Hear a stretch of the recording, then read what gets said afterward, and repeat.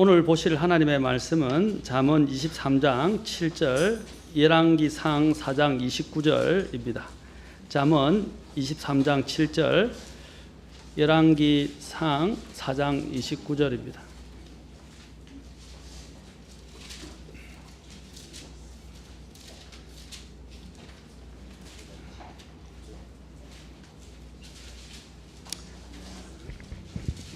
자, 다 찾으셨으면 우리 한음성으로 두 개 다 찾고 쉬고 계시고 같이 봉독하도록 하겠습니다.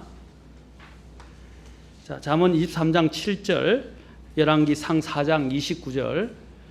자, 다 찾으셨으면 우리 잠언부터 연달아 계속해서 봉독하겠습니다. 자, 시작. 그가 자기 마음속으로 생각하듯이 실제도 그러한즉 그가 내게 먹고 마시라 할지라도 그의 마음은 너와 함께하지 아니하느니라. 자, 시작. 하나님께서 솔로몬에게 바닷가의 모래같이 지혜와 명철을 심히 많이 주시고 또 넓은 마음을 주심에. 기도하겠습니다. 하나님, 오늘 또 말씀을 높이시고 우리의 마음의 지경을 넓혀 주시기를 원합니다. 주님께 이 시간을 온전히 의탁하며 예수님의 귀한 조람을 받들어 기도합나이다. 아멘. 날씨가 이렇게 장마가 지게 될 때 우리의 마음들이 저기압으로 변하기 쉽습니다. 모든 게 짜증이 나고 또 모든 게 답답하고 느껴지는 자체가 이제 습도도 높다 보니까 찌뿌둥해지게 되고, 몸도 또 안 좋으신 분들은 저기압이나 이렇게 허리지게 될 때 몸도 아프고 기분도 우울해지고 모든 것이 다 이렇게 상황들이 마치 나를 대적하는 것처럼, 나를 힘들게 하는 것처럼 이렇게 변하게 됩니다. 다 어디서 오느냐면 마음의 상태에서 오는 것입니다. 제가 이제 초점을 맞추고자 하는 것은 우리의 마음의 상태를 어떻게 가져야 하는가 하는 문제와, 그 다음에 우리의 마음의 방향을 어디로 두어야 하는가를 우리가 한번 생각해 보았으면 합니다. 이 마음은 참 다스리기가 힘든 기관입니다. 이 마음의 상태에 따라서 모든 상황이 좋아 보이기도 하고 모든 상황이 나빠지게 보이기도 합니다. 또 기분이 좋기도 하고 기분이 나빠지기도 합니다. 사실 이 모든 걸 보면 동전의 양면과 같아요. 보십시오. 동전의 양면은 내가 이쪽이 나오면 좋겠다고 생각하는데 이쪽이 나올 수도 있거든요. 그런데 우리가 동전의 양면같이 이게 수시로 변할 수 있는데 또 수시로 변할 수도 있지만, 내가 동전의 양면처럼 이쪽에서만 생각을 하던 것을 생각을 바꾸어서 다른 방향에서 생각을 하면 어떻게 해요? 달라지게 됩니다. 우리가 이제 그렇게 했죠. 다른 사람의 입장이 되어 보십시오 라고 보통 이야기를 합니다. 내가 내 입장에서만 생각하면 그것이 전부이고 그것이 다 옳다고 생각할 수 있어요. 그러나 우리가 어느 경우에는 다른 사람의 입장을 한번 돌아가서 생각을 해본다면 그 사람이 좀 이해가 가요. 다 받아줄 수는 없고 다 모든 것을 수용하거나 다 이해할 수는 없지만 어느 정도 이해는 할 수 있는 마음의 문이 열리기 시작합니다. 그런데 우리는 내가 가지고 있는 그 틀 속에서만 모든 것을 다 관측하고 또 그것을 판단하고 받아들이려고 하니까 안 되는 거예요. 그것은 제가 말씀드리고자 하는 요지는 마음의 생각의 기준을 조금만 변경하거나 또 입장을 약간만 변경만 한다면요, 모든 게 달라지기 시작합니다. 달라 보이기 시작한다는 거죠. 그런데 이게 참 쉬운 일은 아닙니다만은 우리 그리스도인 삶에서도 이 부분은 대단히 중요합니다. 제가 오늘 여기서 말씀에 이것을 주제로 뽑았던 이유가 바로 그것입니다. 자기가 마음속으로 생각하듯이 실제도 그 사람은, 원래는 실제 그 사람도 그러하다 그랬어요. 그 사람의 생각이 그 사람을 만드는 거고, 그 사람의 생각이 그 사람의 됨됨이를 결정하고, 그 사람의 생각이, 마음의 생각이 그 사람이 어떤 상태에 있는가를 결정짓는다는 것입니다. 그래서 생각은 상당히 중요한 겁니다. 우리 그리스도인들이 이 생각을 통제하지 못하고 생각이 잘못 흘러가고 생각이 한번 이렇게 치솟게 됐을 때 그것을 돌이키기가 쉽지 않은데, 하나님에 의해서 훈련이 된 사람은 이걸 쉽게 돌이킬 수 있어요. 그러나 하나님 안에서 훈련이 안 된 사람은요, 이 돌이키기가 이 간단한 문제인데도 마음이 안 돌이켜지는 거예요. 머리로는 아는데 마음이 돌이켜지지 않는다는 겁니다. 이런 일들을 저와 여러분들도 많이 겪었을 거예요. 저도 인간이기 때문에 이런 경우들을 참 많이, 머리로는 알아요. 이것이 옳고 이것이 바르고 이렇게 해줘야 되고 배려해야 되고 또 생각해주고 품어줘야 되고 용서해줘야 되고 이런 걸 아는데 마음이 움직이지 않는 거예요. 그럼 마음하고 저희 생각하고 계속 싸웁니다. 그런데 주님을 생각하기 시작하고 주님의 훈련을 받으면 그 갈등하는 기간이 짧아져요. 그리고 빨리 돌이킬 수 있어요. 쉽게 돌이켜요. 그런데 안 그러는 거예요.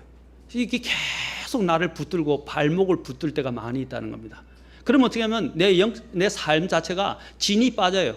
왜냐하면 갈등 속에서 계속 시간을 보내기 때문에 갈수록 생각할수록 더 많이 빠져들게 되고 더 부정적으로 변하게 되면서 점점 나쁜 방향으로 이끌림을 받게 된다는 것입니다. 제가 요즘 우리 큰딸에게 감사한 것은 우리 큰딸도 전에는 좀 뭐라 하면 그게 좀 오래 갔는데 요즘은 그 순간 조금만 있다가 보면 바로 돌이키더라고요. 저희 집사람도 제가 이제 결혼 생활을 했을 때 가장 처음에 힘들었던 게 뭐냐면 부부 싸움을 하면 뭐 크게는 안 하는데 집사람이 말을 안 해요. 대체 말을 안 해요. 어떤 때는 며칠을 갑니다. 막 제 복장이 터지죠. 제 같은 성격에는. 그런데 요즘은 저희 집사람이 세월이 많이 지나고 저를 많이 이해해서 그런지 몰라도 또 많은 인내심과 또 자신 안에도 변화가 생겼는지 바로 그 다음날이 제게 변화했어요. 변화하거나 아니면 전화를 해서 이제 먼저 사과를 하더라고요. 이전에는 제가 먼저 사과하는 편이었는데 요즘은 집사람이 그 말은 제가 안 변했다는 말은 아니고요.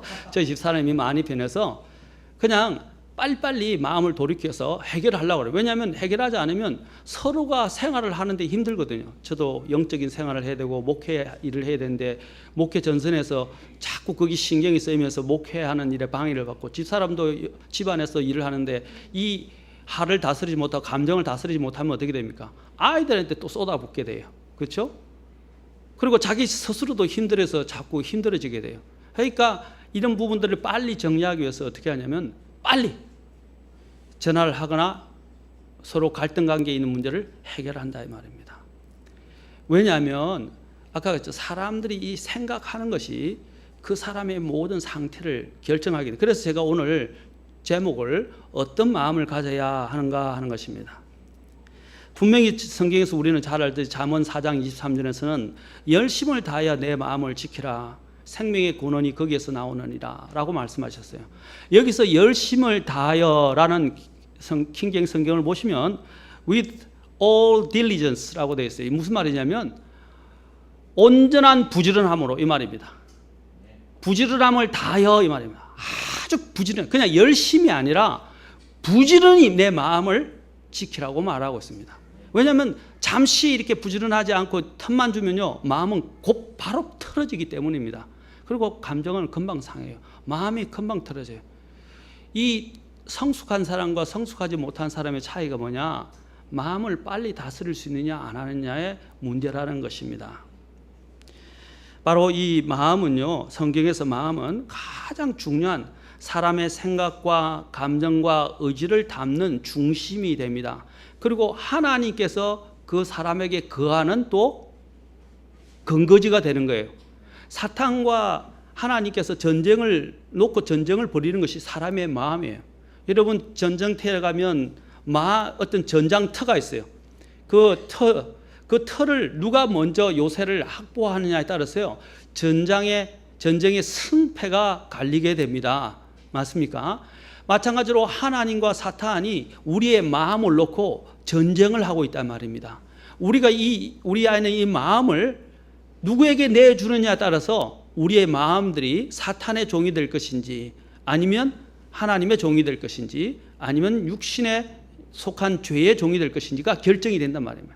그러므로 성경은 이 마음을 지켜야 한다고 말하고 있습니다. 이것을 지켜서 누구에게 내어드리냐면 지키는 것뿐 아니라 하나님께 내어드려야 됩니다. 하나님께 내어드려야 돼요. 의의 종으로 우리의 모든 지체들을 심지어는 마음의 부분까지도 하나님께 일드하고, 로마서에 보면 일드라고 그랬어요. 내어드리는 거예요. 굴복하는 것을 말하는 것입니다. 성경에는 생각의 종류에 대해서 말씀을 많이 합니다. 사람은요, 사람의 전에도 말씀드린 적이 있지만 사람이 타락하게 된 이유가 어디서 온 것입니까? 생각에서부터 시작되었습니다. 이브가 타락하게 된 것도 생각에서 시작되었어요. 특히 창세기 6장 5절에 보시면 하나님께서 사람을 만드시고 후회하셨다고 되는데, 왜 후회하시냐면 하나님께서 사람의 사악함이 땅에서 크고, 자 보세요, 또 그의 마음에서 생각하여 상상하는 것이 항상 악할 뿐임을 보시고, 뭐 하는 것이요? 마음에서 생각하고 상상하는 것이 악하다라고 그랬어요. 여러분 저와 여러분의 생각을 어디에 두어야 될 것인가, 무엇을 생각해야 할 것인가를, 이것이 바로 여러분의 지금의 영적인 상태와 여러분의 됨됨이를 결정한다는 것입니다. 무엇을 생각하느냐, 여러분의 생각이 어떤 상태에 있느냐, 어느 방향으로 향해 있느냐에 따라서 여러분의 삶의 모든 패턴과 방향 자체가 다 달라지게 된다는 것입니다. 성경에는요, 부정적인 것에 대해서 성경은 이 마음에 따라서 얼마나 많이 다루는데 성경이 엄청나게 많이 다루고 있어요. 제가 다 찾아서 말씀을 드리기는 어렵고 몇 가지만 말씀을 드리겠습니다. 잠언 2장 2절에 보면 하나님께서 또한 이 마음이 이해하는 마음에 대해서 말씀하십니다. 마음은 이해를 할 수 있어요. 아까 마음이 어떻게 한다고 그랬어요? 상상할 수 있고 또 악한 것을 생각할 수 있다고 그랬습니다. 또 잠언 16장 9절에 보면 사람의 마음은 계획도 할 수 있어요. 사람이 마음으로 길을 계획하여도 주께서 그의 걸음을 인도하시느니라. 또 시편 19편 14절에 보면 마음은 묵상할 수 있다고 그래요. 내 마음의 묵상이라고 되어 있어요. 마음은 또 묵상할 수 있어요. 계획도 하고요, 묵상도 할 수 있어요. 또 신명기 4장 39절이나 우리가 잘 아는 히브리서 12장 2절에 보면 우리는 뭡니까? 또한 마음은 깊이 생각할 수 있어요. 사람들이 이렇게 오늘날 의학에서 발견된 게 뭔지 아십니까? 사람들이요, 마음은 그냥 감정이 있는 것이고 머리로만 생각한다 그랬는데요, 그게 아님을 밝혀졌어요. 물론 두뇌가 하는 역할이 있어요. 두뇌가 하는 지성적인 역할이 있어요. 마음도요, 놀라웠게도 심장에도 기억하고 저장하고 뭔가를 이렇게 기록하는 것들이 있다라고 현대의학에서 밝혀졌어요. 놀랍죠? 마음도 기억한다. 그래서 여러분 보면 그렇잖아요. 그 마음의 심장을 이식 수술한 사람 보면 그 이식을 해왔던 그 사람, 그렇죠? 그 사람의 성정을 갖게 된다고 하더라고요. 뭐냐면 그 마음이 그런 부분들을 저장하고요. 그래서 만약에 심장 이식했는데 이 흉악범의 심장을 갖고 왔다. 우리가 어떤 심장인지는 모르겠지만 곤란할 거예요. 아니, 심장 이식 수술에서 사람이 완전히 변한 사람도 있어요. 성격이 완전히 달라지고요, 모든 것도 달라지고 달라진 사람이 실제로 있기도 하다고 합니다. 이 정도로 마음은 중요한 것입니다. 마음은 또 깊이 생각할 수 있다고 했습니다. 또 다니엘서 1장 8절에서 다니엘이 마음에 어떻게 했습니까? 작정하였다라고 되어 있습니다. 마음으로 작정할 수도 있습니다. 아까 마음으로 상상하고 생각하고 또 마음으로 이해하고 마음으로 또 어떻게 계획을 하고 마음으로 묵상할 수 있고 또 마음으로 깊이 생각할 수도 있고 마음으로 작정할 수도 있습니다. 또 마음으로 우리는 마음에 또한 마음속에 계략을 가질 수 있다고 잠언 20장 5절에서는 이야기합니다. 계략을 품을 수 있어요. 그리고 누가복음 5장 22절에도 마찬가지로 또 마음은 뭔가를 따져볼 수 있어요. 마음도 따져볼 수 있다고 말합니다.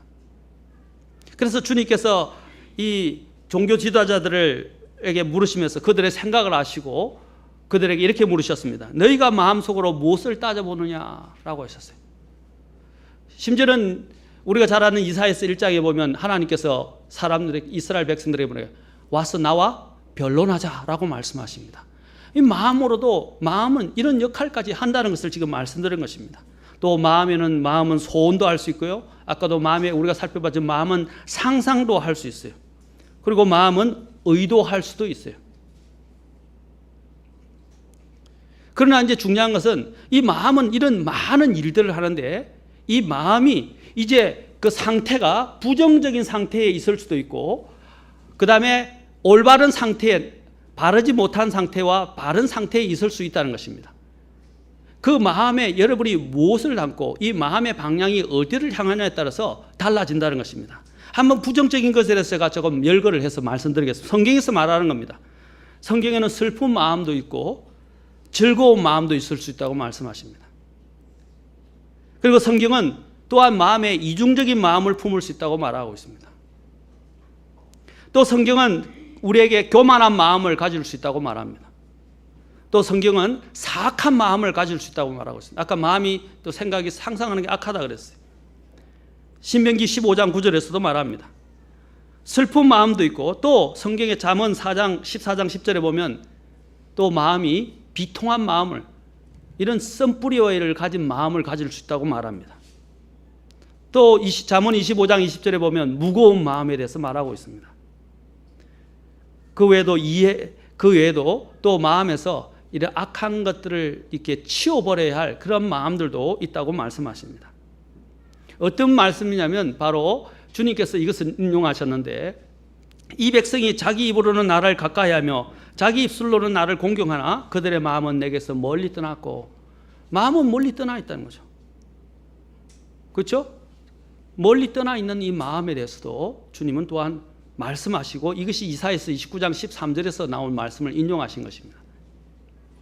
또 믿기를 더디하는 마음에 대해서도 말씀하십니다. 또 마음에는 염려하는 마음들, 그리고 또 독한 시기와 다툼의 마음들에 대해서 야고보서 3장 14절에서도 말합니다. 그리고 또한 굳은 마음에 대해서도 말하고 있습니다. 경직되고 굳어 있고, 우리가 이렇게 완악하다고 이야기합니다. 강팍하다고 말합니다. 또 더 나아가서 악한 마음, 속이는 마음, 그리고 또한 돌 같은 마음을 또 성경에서는 이야기하고 있습니다. 이 보십시오. 성경에는 이런 마음의 상태에 따라서 여러 가지 모양들을 지금 이야기하고, 이런 것들이 부정적인 상태를 이야기하는 것입니다.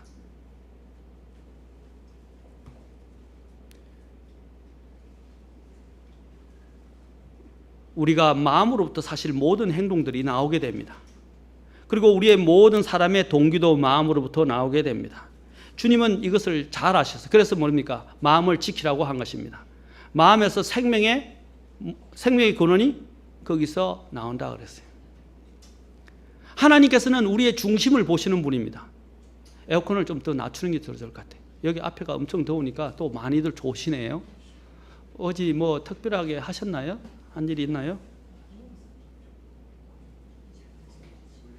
좀 누가 이렇게 조절을 좀 하시면 좋겠어요. 잘. 네. 하나님께서는 우리의 중심을 보십니다. 나와 내 주변에서 일어나는 재앙들은 사실 내 주변에서 일어나는 이런 일들이 생기잖아요. 또 특히 안 좋은 일들이나 나를 힘들게 하는 이런 상황들이 생기게 돼요. 사람과의 관계에서나 환경에서. 이럴 때 우리가 생각해야 될 건 뭐냐면 두 가지를 생각하셔야 돼요. 내가 하나님 앞에서 죄를 짓거나 잘못하고 있을 때 하나님이 징계로 다루시는 손길일 수 있어요. 그럴 때는 빨리 회개하고 돌이키셔야 돼요. 근데 또 하나는 뭐냐면 하나님께서 나에게 더 좋은 것을 주시려고 하는데 사탄이 방해를 하는 거예요.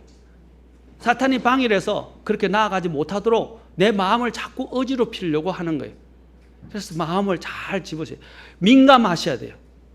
이런 상황에서 올 때 상황을 상황으로 보지 말고 이 상황이 내가 잘못해서 하나님이 징계로 다루시는 하나님의 이 친절의 손길인지, 아니면 하나님께서 이 상황을 통해서 내가 더욱더 주님 앞에 믿음으로 나아가게 하시려고 하나님이 허락한 시험의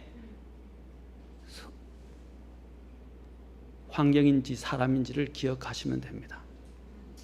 그런다면 우리의 마음들을 좀 더 바르게 가질 수 있어요. 그리고 이런 환경이나 사람 관계에 의해서 휘둘리지 않게 돼요. 우리가 왜 자꾸 사람과 환경 때문에 휘둘리게 됩니까?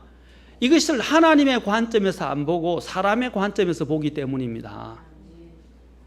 여러분 제발 일어나는 문제들을 사람이 하는 거라고 생각하지 마시고 하나님이 나에게 주는 메시지이자 하나님이 이것을 통해서 뭔가 하나님이 나에게 알려주신다고 생각하시면 돼요.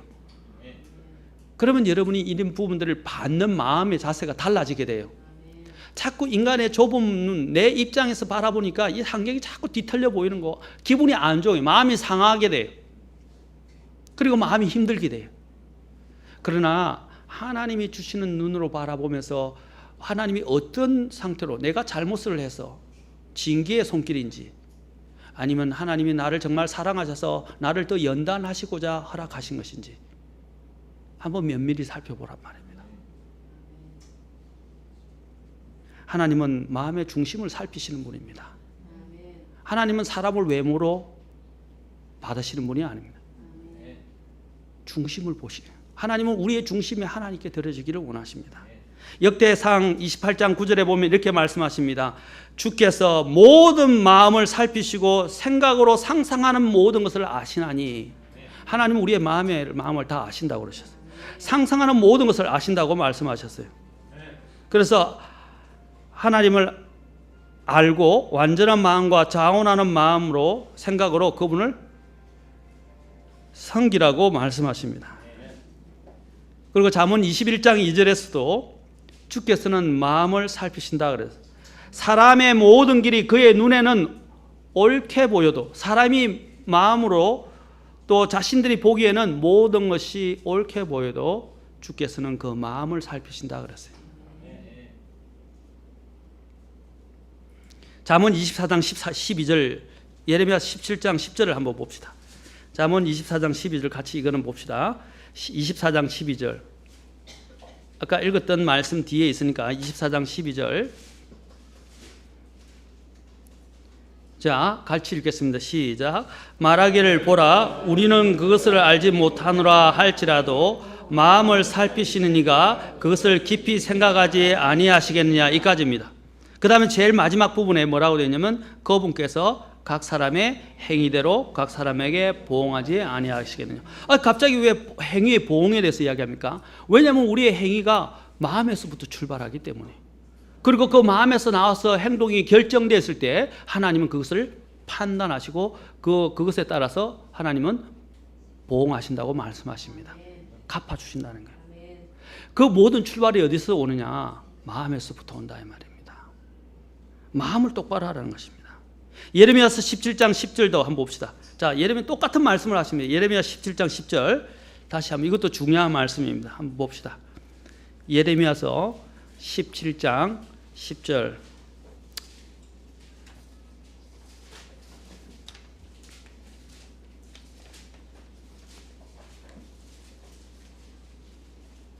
자, 같이 읽겠습니다. 시작. 나 주는 마음을 살피며 속 죽심을 시험하여 각 사람의 길들과 그 사람의 행위들의 열매대로 그 사람에게 주느니라. 여기도 보면 사람의 행위대로 행위들의 열매대로 그 사람이 주겠다고 하셨어요.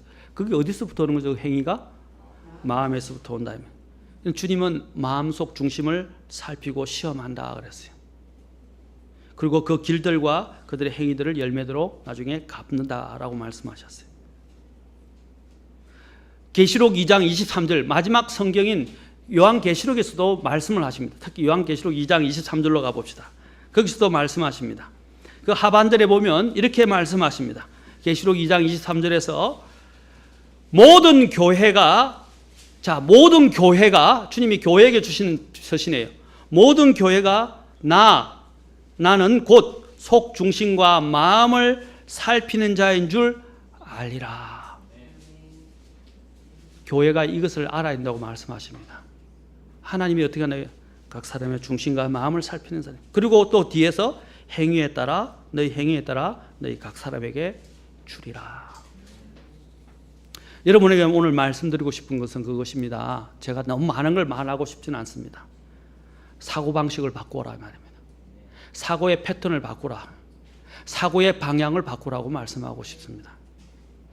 자, 하나님의 것들을 생각하고 모든 걸 감사로 바꾸라고 말씀드리고 싶습니다. 지난주에 저는 좀 마음에 많이 와닿았어요. 우리 김영호 목사님이 김영호 목사님 오셔서 떠나시기 전에 설교할 때 감사하면 복이 와요 하면서 설교했는데, 이 제목만 들으면 은사주의 또 교회 같은 느낌이 드는데 안에 내용을 보면서 굉장히 성경적으로 정말 잘했는데 그때 그 불평 제조업자 아내에 대해서 예? 내 아내는 제조업에 종사합니다 하는데 어떤 제조업에 종사합니까? 불평을 제조하는 그렇죠? 굉장히 인상에 굉장히 깊이 남았어요. 저희도 내가 정말 불평을 그게 뭐냐면 불평이냐 감사냐 한 끗 차이예요. 저는 오늘 실제적인 부분에서 여러분에 제안하고 싶어요. 막 마음에서 원망과 불평이 확 나올 때 하나님이 모든 일에 감사하라 그렇지. 어쨌든 감사합니다. 좀 그렇게 바뀌면 좋겠어요. 아멘. 욱 하다가도 하나님이 모든 일에 어쨌든 이해 못하던 감사 그랬지. 감사합니다. 제가 우스갯소리로 했지만 우리의 마음을 바꿉시다. 말도 바꿉시다. 말이 씨가 된다고 그랬어요. 말이 씨가 된다고 그랬어요. 우리는 특히 그리스도인들은 말을 조심해야 됩니다. 우리는 말의 힘을 압니다. 말하는 것이 그 사람을 만들어낼 수 있고 말한 것이 다른 사람의 인생을 바꿀 수도 있습니다. 말한 것 한마디로 인해서 상황 자체를 바꿀 수도 있어요. 말 한마디가 천냥 빚을 갚는다고까지 했습니다.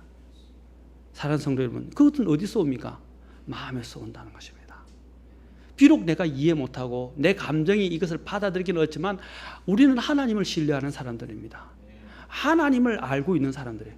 우리가 하나님을 믿고 하나님을 신뢰한다면 하나님의 입장에서 내가 볼 때는 이것이 이해가 안 가고 받아들이겠지만 하나님을 힘입어서 하나님을 믿는 믿음 때문에 하나님의 은혜 때문에 내가 이 모든 부분에 대해서 그냥 감사합니다 라고 말할 수 있는 사람들이 되었으면 좋겠습니다.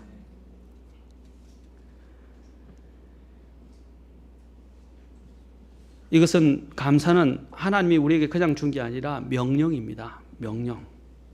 이것은 감사를 조건적으로 주님이 말씀하시고 우리가 선택할 수 있다고 말씀하시지 않았어요. 모든 일에서 감사하라. 모든 일에서 주 예수 그리스도를 힘입어 어떻게 해요? 모든 일에 감사하는 자가 되라 라고 전에도 제가 설교도 했었습니다. 제가 얼마 전에도 수요일 날에도 제가 잠깐 언급했지만 저도 전에 감사에 대해서 계속 설교해서 감사하는 자가 되라 된 사람에 대해서 설교했죠. 그런데 놀랍게도 이양문 목사님이 전에 오셨을 때도 뭐에 대해서 설교했죠? 감사에 대해서 설교하셨어요. 또 심지어는 김영호 목사님이 떠나기 전에 우리 교회를 위해서 제가 뭐 설교해달라고 한 적 없어요. 기도하고 오셔서 설교했는데 감사했어요. 저는 하나님께서 우리 교회에게 말씀하시고자 하는 부분이 분명히 이거라고 저는 믿습니다. 필요한 것이 감사라는 겁니다. 감사. 우리는 너무 그리스도인으로서 감사를 잃어버리고 살았어요. 입에서 나오는 모든 말들이 부정적이고 불평과 원망과 다른 사람을 비난하는 것과 또 입에서 나오는 또 하나님이 기뻐하지 않는 것들, 더러운 것들, 부정적인 것들, 심지어는 쓰레기 같은 것들도 우리 마음속에 담고 있으면서 우리가 품고 있는지도 모릅니다. 오늘은 그런 것을 청산해야 합니다. 우리가 그리스도인으로서 가장 우리에게 적합한 것은 감사하는 말을 하는 사람들이고 감사하는 자가 되는 것입니다. 이것이 뭐냐면 한끗 차이다 이 말이에요. 제 말은 동전의 양면같이 그 순간적으로 마음을 돌이키면 감사할 수 있어요. 저도 어떤 때는 저희 자녀들을 제가 오늘 자녀들을 많이 이야기했는데 집에 가면 또 우리 자녀들한테 혼날 것 같아요. 자녀들 왜 자꾸 우리들을 끄집어내서 이야기하십니까? 우리 김용 목사님도 그러더라고요. 만만한 게 자녀라고 이야기하더라고요. 또 만만한 게 사모님이고. 이 전에 우리 딸들을 보면 이제 좀 마음이 답답해서 막 그냥 마음에 격동하고 또 쏟아나오고 화가 나고 이러는데 요즘은 격동하고 화내는 것보다 우리 딸이 많이 변했지, 많이 달라졌지, 이전보다 더 많이 노력하지, 더 많이 전에보다도 개선되었지, 더 좋아지고 있고 이런 것을 생각하는 거죠. 확 오다가도 우리 딸이 지금 많이 노력하고 있고 전에보다 많이 달라졌지. 그러니까 만회를 하면서 오히려 마음을 가라앉히고 오히려 이렇게 달라진 것으로 인해서 오히려 그냥 감사하게 되더라고요. 그렇죠? 그래서 그때 김영웅 목사님이 또 하신 게 기억나더라고요. 제가 그걸 하면서 뭐라고 했습니까? 자녀에게 계속 자녀가 삐뚤어져 나가서 저쪽 집에 보면 자녀들이 참 밝게 바르게 살아가는데 왜 보니까 그 집은 늘 감사를 가르쳤다고 그러지 않습니까? 말할 때마다 감사, 이것도 감사, 저것도 감사하고 모든 하나님이 주신 것에 감사하기 시작하니까 그 이후부터 그것을 가지고 와서 집에서 6개월을 하고 나니까 아이가 변하기 시작하고 가정이 변하기 시작했다고 말씀했죠. 사실 실제적입니다. 우리 속에 우리의 삶이 변화되지 못하는 이유가 뭡니까? 내 마음속에 자꾸 억울한 마음, 내가 감정이 상했다는 것에만 집중을 하기 때문입니다. 우리가 하나님에게서 누리고 있는 우리가 받은 것들이 얼마나 많습니까? 얼마나 감사합니까? 그렇지 않습니까? 그런데 그것보다는 자그마한 나의 힘든 어려운 사람, 나를 아프게 한 사람들, 상처 준 사람들, 그것만 자꾸 쥐고 있으니까 마음이 더 악해지고 마음이 더 나빠지는 거예요. 주님께서 뭐가 사람을 더럽게 한다고 그랬습니까? 요즘은 웰빙 시대입니다. 사람들이 음식 문화에 굉장히 민감해요. 요즘은 또 심지어는 공기청정기부터 시작해서 에어컨, 그 다음에 옥시크린까지 옥시크린부터 시작해서 심지어는 이거 냄새 제거하는 거, 그렇죠? 예, 페브리즈까지 온통 날리고, 이제는 그걸 안 쓰고, 이제는 자연에서 실제로 만들어진, 예, 이행 같은 거나 그렇죠, 아까 같은 그런 좋은 무기농으로, 그렇죠? 유기농으로 만든 것들을 요즘 자꾸 선호하고 사람들이 찾습니다. 또 음식도 마찬가지. 요즘 웰빙 유기농으로 만든 것들을 엄청 사람들이 찾아갑니다. 그런데 그게 사람을 더럽게 하는 게 아니에요. 아예 그렇게 살려면 이 세상 밖을 나가야 돼요. 우리 눈에 보이지 않는 바이러스가 더 많다 그래요. 화장실 변기보다, 그렇죠? 핸드폰에 있는, 책상에 있는, 그 다음 키보드에 있는, 그리고 운전대에 있는 것들이 더 더럽대요. 그런데 우리는 그런 것들에만 꽂혀가지고 왜 이거는 먹으면 안 되고 이거는 만지면 안 되고 그러려면 이 지구 밖을 나가셔야 돼. 그런데 사람들은 그런 데 예민해요. 너무 예민해. 이건 좋니 안 좋니, 예, 좀 가려서 먹는 건 나쁩니다. 너무 지나치게 예민하지 말라고 말씀드리고 싶어요.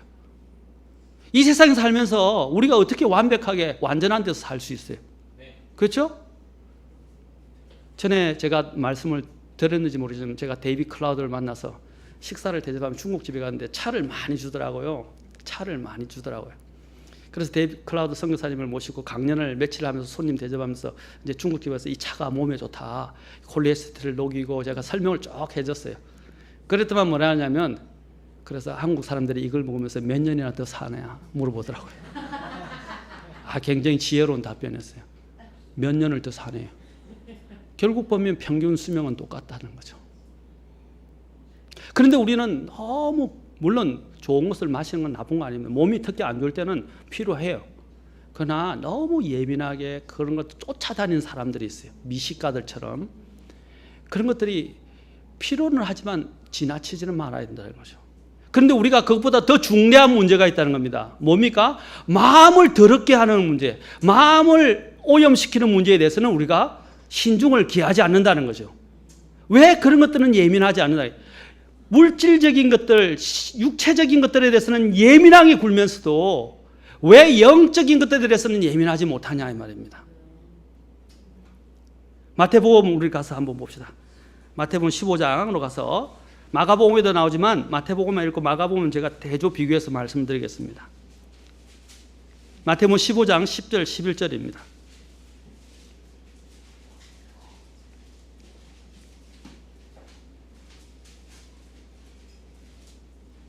15장 10절 11절 제가 읽는 대로만 따라와서 보시면 되겠습니다. 제가 시간 상겠습니다. 또 그분께서 무리를 불러 그들에게 이르시되 듣고 깨달으라 라고 말씀. 뭘 듣고 깨달으라고 말씀하십니까? 주님이 뒤에도 또 한 번 말씀하십니다. 듣고 깨달으라고요? 깨닫지 못하느냐고.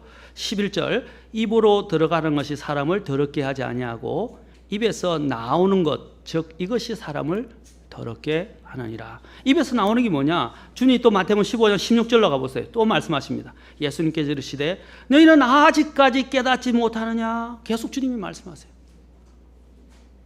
깨달으라는, 뭘 깨달아야 되는? 무엇이든지 입 안에 들어가는 것은 배로 들어가서 뒤로 내버려지는 줄을 너희가 아직도 깨닫지 못하느냐? 그러나 입에서 나오는 그것들은 마음에서 나오며 그것들이 사람을 더럽게 하느니라. 사람을 더럽게 하는 건요, 외부에 있는 게 아니고 주님은 마음속에서부터 시작된다고 말씀합니다. 마음에 있는. 그래 보십시오. 거기서 계속해서 주님이 또 이 부분을 말씀하면서 마음에서 나오는 것이 뭐라고 말씀하십니까? 19절부터 보세요. 마음에서 악한 생각, 살인은 사람을 미워하는 거죠. 간음, 그렇죠? 음욕을 품는 것도 간음이죠. 음행, 도둑질, 거짓 증언, 신성모독. 그런데 마가복음에 보면 좀 더 7장 22절에 보면 더 나와요.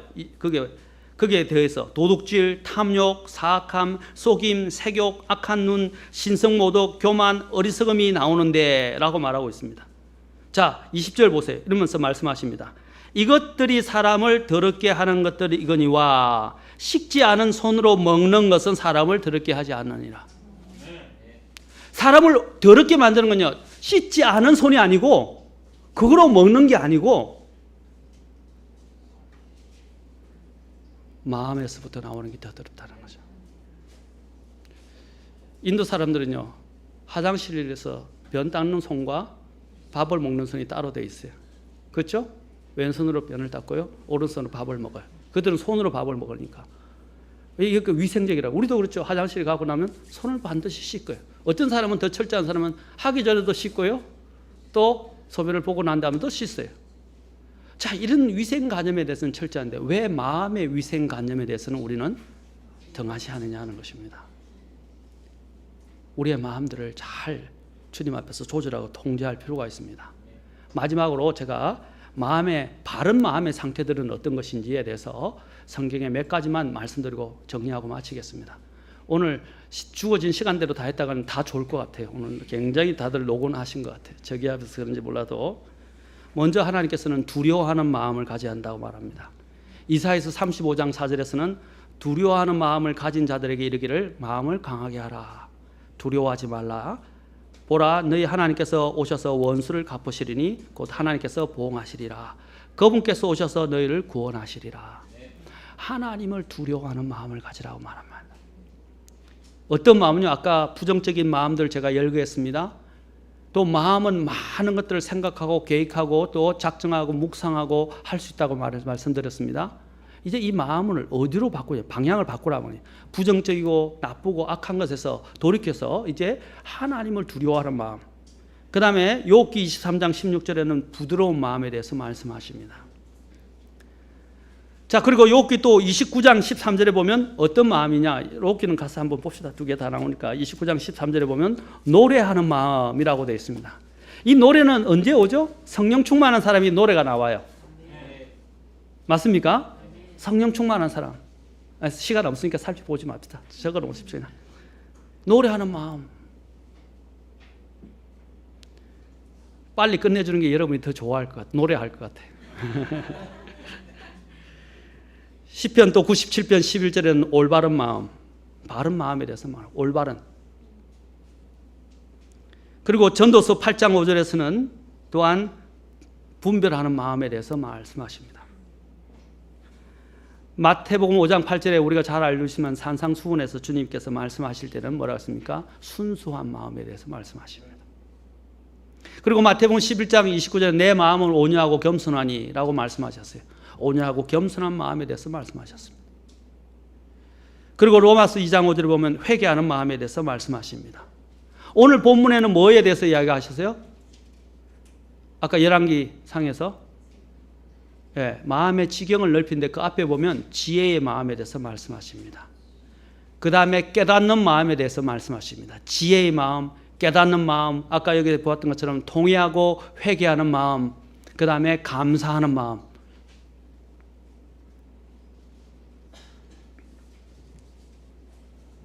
생각이 그 사람을 만듭니다.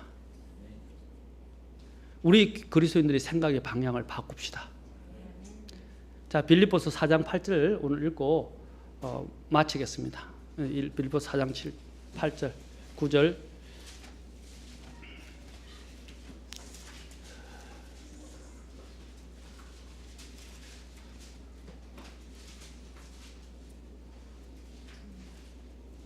자, 우리가 4장 6, 7절 자, 우리의 마음을 통제하는 방법에 대해서 주님이 몇 가지를 말씀하셨어요. 여기서 빌립보에만 해도 이 짧은 구절 안에 주님께서 많은 것들을 말씀하셨어요. 우리의 이 마음들을 통제하는 방법 중에 하나가 6절 7절이 뭡니까? 기도예요. 기도. 기도 가운데 뭐가 필요하? 6절 하반절에 보면 뭐가 필요하다고 말씀하십니까? 감사를 이야기합니다. 여러분, 우리의 마음들을 바꾸는 그 가장 큰 능력이 기도에서 옵니다. 그리고 기도하면서 그냥 하나님 앞에 한을 열어놓는 것만 아니라 모든 것들에 대해서 뭐라 그랬어요? 감사와 더불어라고 그랬어요. 모든 것에 뭐라 그랬어요? 우리 요청하는 모든 일에서 기도와 간구로 너희 요청할 것을 항상 뭘 포함하라고 그랬어요? 감사. 여러분들이 음식을 먹을 때 간을 하잖아요. 그렇죠? 간을 해요. 간 없으면 못 먹잖아요. 간을 하시 우리가 기도할 때 하나님 앞에 나아갈 때 항상 간을 하는 게 뭐냐면 감사라는 간이에요. 감사와 더불어 하나님께 알리라. 자, 그러면 어떻게 7절에 그리하면 모든 이해를 뛰어넘는 하나님의 평강이 그리스도 예수님을 통해 너희 마음과 생각을 지키시겠다 하셨어요. 두 번째로 여기 보면 8절 같이 읽읍시다.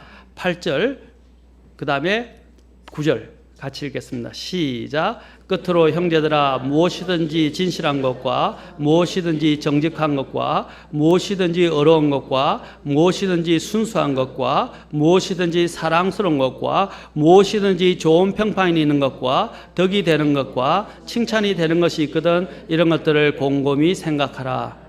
너희가 내 안에서 배우고 받고 듣고 본 그것들을 행하라.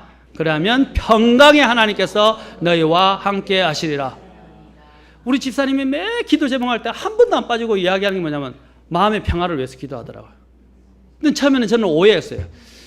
이렇게 뭐 문제가 많은지 집안에 문제가 많은 건지 늘 마음의 평안을 위해서 기도. 근데 보니까 꼭 문제가 있어서 아니라 진짜 마음을 지키는 거, 마음의 평강을 통해서 주장되어지는 것이 얼마나 삶에서 중요한 거예요. 그 평정을 안 잃고자 늘 기도하는 것을 보았어요. 야, 지혜로운 기도 제목이다. 저는 생각해 좋은 기도 제목이다 생각했어요. 여러분, 주님이 우리에게 주시고자 하는 궁극적인 뭐예요? 마음이 평안한 거예요.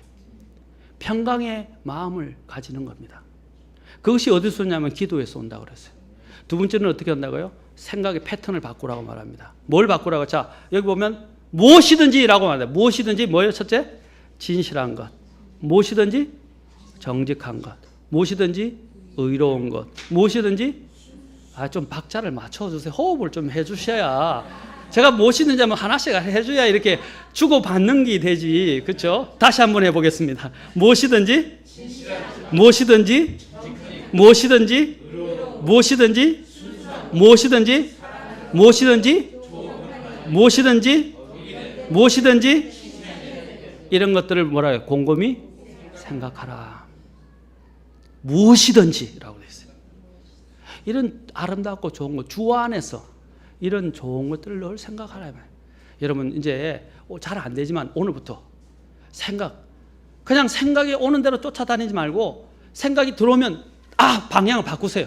나쁜 생각, 부정적인 생각, 더러운 생각, 정말 합당하지 않은 생각 들으면 그냥 안 돼 하고 바로 바꾸세요. 생각을 통제할 수 있는 능력을 나에게 하나님 주셨어요. 맞습니까? 내가 주체가 돼야 돼요. 그래서 동전의 양면처럼 아니 내 동전 돌려버리겠어. 돌려버리라 말이야.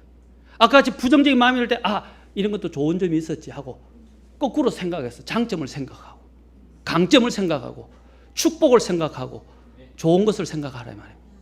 그렇죠? 저는 긍정적인 사고방식을 말씀드린 게 아니고 적극적인 사고방식을 말씀드린 게 아니에요. 성경이 말하는 원리를 말씀드린 거예요. 그러면 우리의 사는 삶이 생각보다 그렇게 뻑뻑하거나 힘들거나 고달프지만은 않을 것입니다. 아멘. 제가 또 한 가지 칭찬은 우리 하은 자매가 전에 주신 복을 세워보라 그때 찬양대 할 때 그 찬양 우리 장립 예배 때 연주했잖아요. 거기 막 내가 몇 번을 들은지 몰라요. 목사님들께도 소개하고 보내주고 막 들었어요. 너무 복이 되었어요. 지금도 한 번씩 들어요. 근데 정작 피아노를 친 하은이는 그렇게 하고 있는지 모르겠는데 저는 정말 너무 복이 돼서 주신 복을 세워라. 그 피아노 음악이 계속 귓전에 울려가지고요. 계속 듣고 그래. 사랑하는 성도 여러분, 주님이 주신 것들 한번 헤아려 보십시오. 늘 헤아려 보십시오. 그러면 내 마음에 사탄이 시험 줄 것들이 찾아 들어올 수 없습니다. 내 마음의 요새가 지켜지게 될 것입니다. 아멘. 그러면 우리는 영적으로 승리하게 될 것입니다. 그래서 하나님께 영광을 돌리시는 저와 여러분이 될 수 있기를 축원합니다. 기도하시겠습니다.